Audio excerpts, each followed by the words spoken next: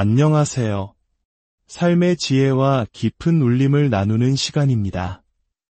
이 이야기가 여러분의 마음에 평안을 가져다 준다면 구독과 좋아요를 통해 더 많은 분들과 이 은혜를 나누는 일에 동참해 주시기를 부탁드립니다. 여러분의 영혼에 하나님의 축복이 가득하기를 기도하며 오늘 이야기를 시작하겠습니다. 우리의 삶을 움직이는 두 가지 거대한 힘이 있습니다. 바로 사랑과 두려움입니다. 우리가 내뱉는 모든 말, 스쳐 지나가는 모든 생각, 우리가 하는 모든 행동과 품는 모든 야망은 사랑에서 비롯되거나 혹은 두려움에서 비롯됩니다. 모든 것은 이 두 가지 감정 중 하나의 지배를 받습니다. 오늘 우리는 이 두 가지 힘이 어떻게 우리의 삶을 이끌어가는지 성경의 한 위대한 이야기를 통해 깊이 들여다보고자 합니다. 구약 성경 출애굽기 14장을 함께 펼쳐보겠습니다. 구약의 이야기들은 마치 한 편의 생생한 역사 다큐멘터리와 같습니다. 다윗이 거인 골리앗을 쓰러뜨리는 이야기, 다니엘이 사자굴에서 살아남는 이야기처럼 선과 악, 강함과 약함의 대비가 명확하여 우리에게 분명한 교훈을 줍니다. 시각적이고 이야기 중심적인 이 기록들은 복잡한 삶의 원리를 이해하는 데 큰 도움을 줍니다. 오늘 우리가 살펴볼 이야기는 이스라엘 백성이 이집트를 떠나 약속의 땅으로 향하는 여정입니다. 이 여정은 단순히 한 민족의 이동을 기록한 것이 아닙니다. 이것은 하나님의 백성이 죄악의 세상을 떠나 구원을 얻고 더 나아가 하나님의 나라, 즉 약속된 축복의 땅으로 들어가는 위대한 여정을 상징적으로 보여줍니다. 하나님께서는 당신을 믿고 따르는 모든 일을 그분의 목적과 약속이 성취되는 곳으로 인도하십니다. 우리 각자를 향한 그분의 놀라운 계획과 운명이 기다리는 곳으로 말입니다. 이 여정의 중심에는 두려움이라는 주제가 자리 잡고 있습니다.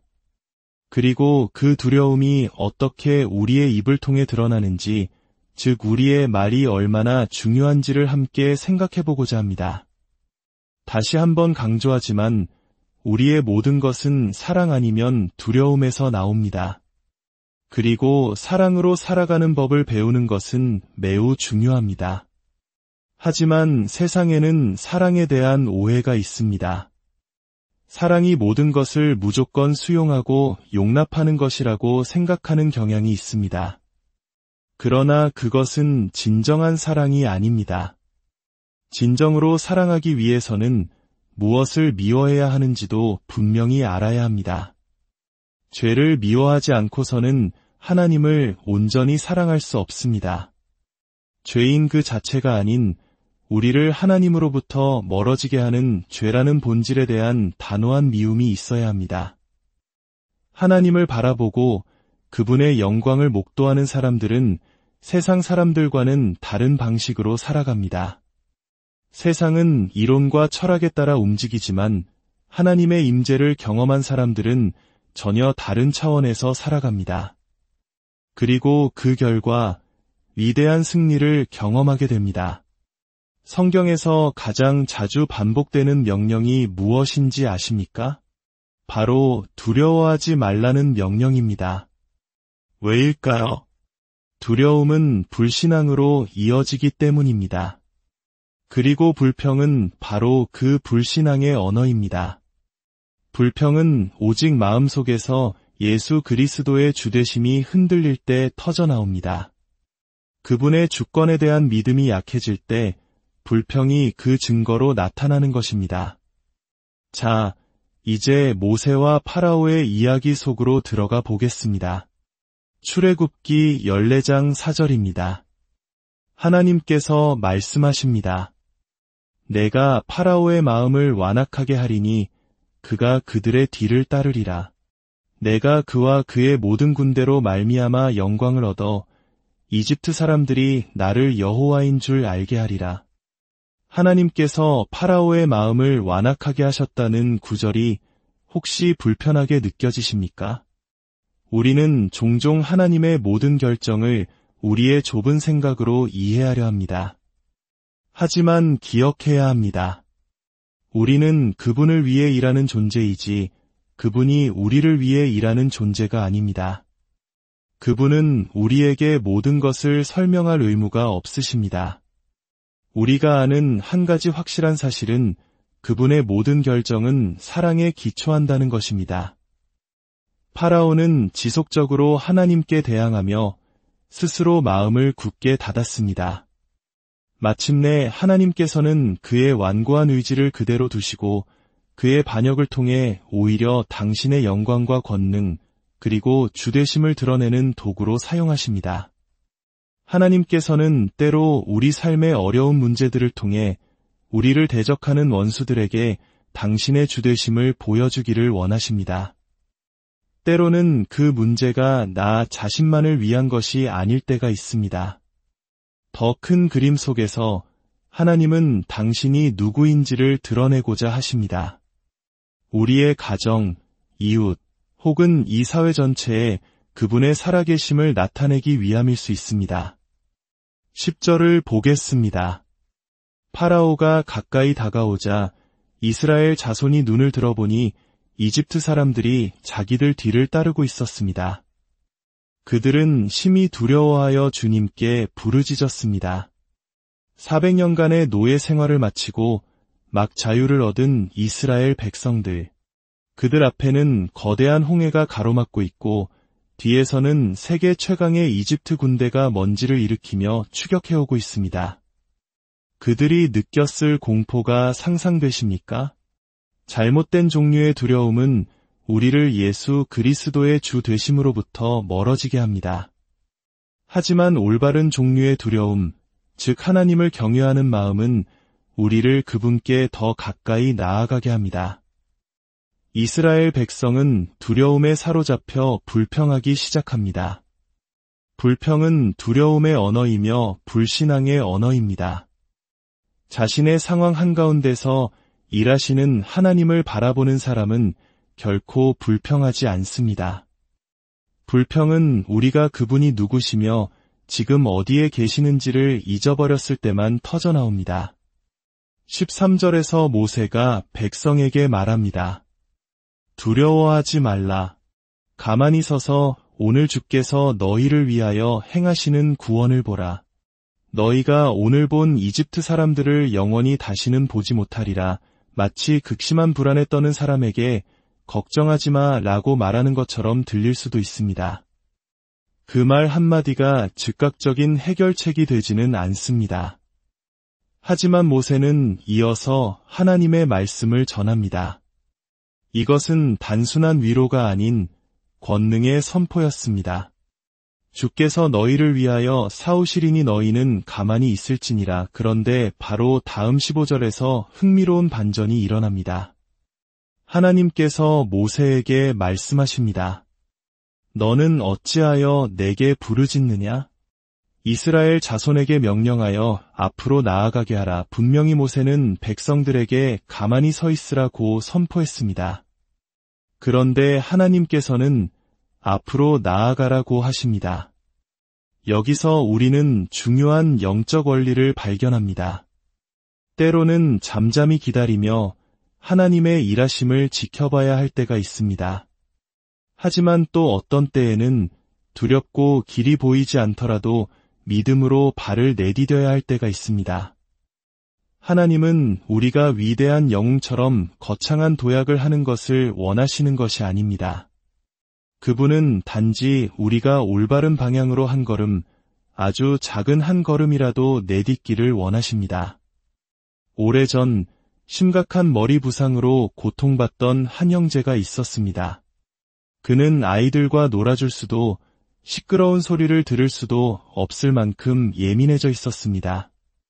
어느 날 밤 그는 화장실에서 기도하던 중 내 머리를 벽에 부딪혀라 라는 주님의 음성을 들었습니다. 작은 충격에도 극심한 고통을 느끼던 그에게는 너무나 두려운 명령이었습니다. 그는 주님께 저는 할 수 없습니다. 라고 대답했습니다. 잠시 후 그는 용기를 내어 아주 부드럽게 자신의 머리를 벽에 살짝 기댔습니다. 그 순간 오랜 시간 그를 괴롭혔던 모든 트라우마와 고통이 깨끗하게 치유되었습니다. 하나님은 거창한 용기를 원하신 것이 아니라 그분의 말씀에 순종하려는 작은 움직임을 원하셨던 것입니다. 영웅이 되려고 애쓰지 마십시오. 그저 올바른 방향으로 나아가십시오. 이야기는 계속됩니다.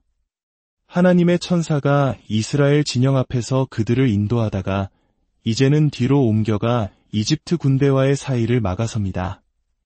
하나님의 임재를 상징하는 구름 기둥이 한쪽에는 흑암과 어둠이 되고 다른 한쪽에는 밤을 밝히는 빛이 됩니다. 똑같은 하나님의 임재가 한쪽에는 심판으로 다른 한쪽에는 구원으로 나타나는 것입니다.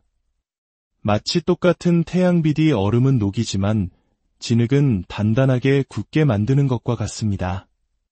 하나님의 역사하심이 우리 삶에 어떤 영향을 미치는가는 전적으로 우리의 마음 상태, 즉 마음의 자세에 달려 있습니다.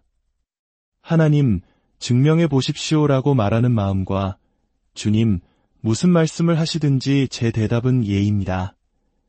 라고 고백하는 마음의 차이는 실로 엄청납니다.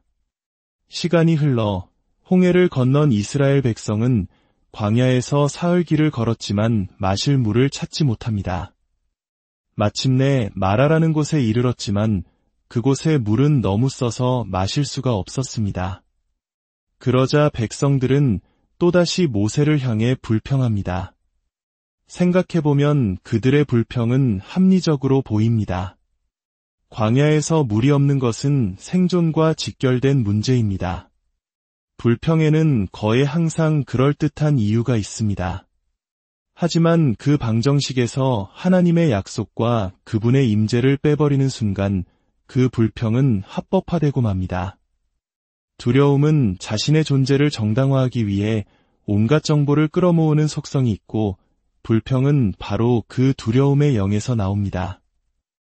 16장에 이르러서는 온 회중이 모세와 아론을 원망하며 이렇게 말합니다.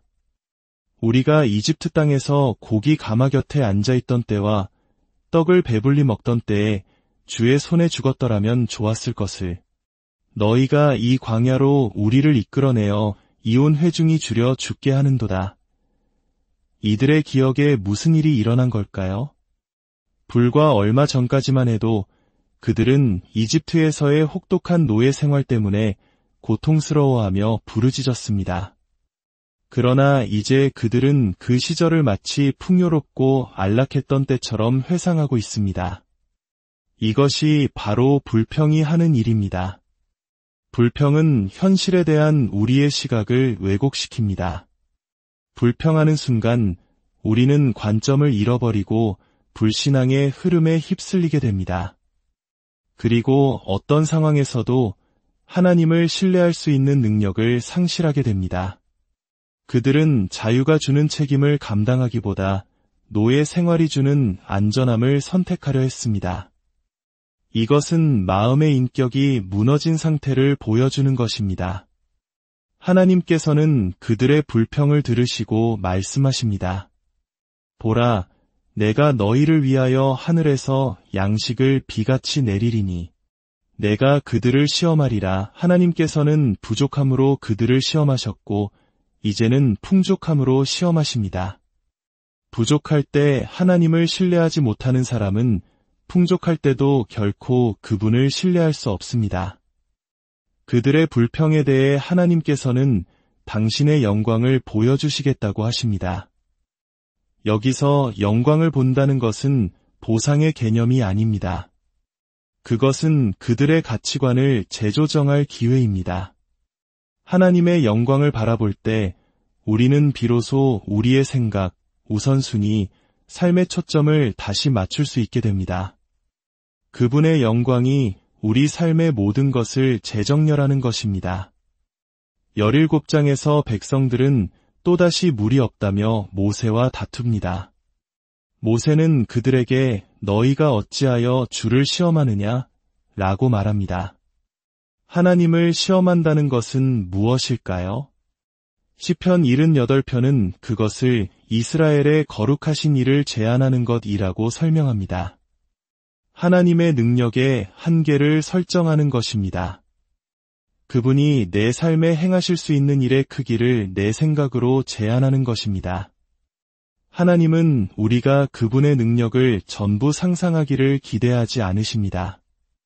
우리에게는 그럴 만한 능력이 없습니다. 그분은 단지 우리가 그분의 능력에 어떠한 한계도 두지 않고 그저 올바른 방향으로 나아가는 믿음의 발걸음을 원하십니다. 우리 영혼의 절대적인 다은 그분이 우리에게 보여주신 그분의 성품과 그분의 언약입니다. 마침내 백성들은 이렇게 묻습니다. 주께서 우리 가운데 계신가, 안 계신가? 상황을 다시 돌아봅시다. 밤에는 불기둥이, 낮에는 구름기둥이 그들 눈앞에 명백하게 서 있습니다. 그럼에도 그들은 주님이 우리와 함께 계신가? 라고 묻고 있습니다. 이것이 바로 불평이 가진 파괴적인 힘입니다. 불평은 이미 우리 삶에 확고히 존재하는 진리마저도 보지 못하게 만듭니다. 마치 관절이 탈골된 것과 같습니다. 뼈는 여전히 내 몸에 붙어 있지만 제자리에 있지 않기 때문에 더 이상 그 다리로 설 수 없습니다. 불평은 우리를 하나님께서 설계하신 목적지로부터 탈선하게 만듭니다. 우리의 목표가 약속의 땅을 향한 전진에서 그저 하루하루를 버텨내는 생존으로 바뀌어 버리는 것입니다. 하나님께서는 훗날 이스라엘 백성에게 말씀하셨습니다. 내 얼굴이 그 구름 속에 있었느니라. 그러나 내가 너희에게 어떤 형상도 보여주지 않은 것은 너희가 우상을 섬기는 백성이므로 눈에 보이는 형상을 만들어 숭배할 것을 알았기 때문이라. 때로 하나님께서 우리에게 명확한 그림을 보여주시지 않는 것은 오히려 그분의 자비일 수 있습니다. 우리가 스스로 공식을 만들고 우상을 만들어 살아계신 하나님과의 순간순간의 교제를 잃어버릴 것을 아시기 때문입니다. 잠언의 한 구절이 제 마음의 깊이와 닿았습니다. 사람은 입의 열매로 말미암아 좋은 것으로 만족하게 되느니라. 이것은 마치 큰 문을 여는 작은 열쇠와 같습니다.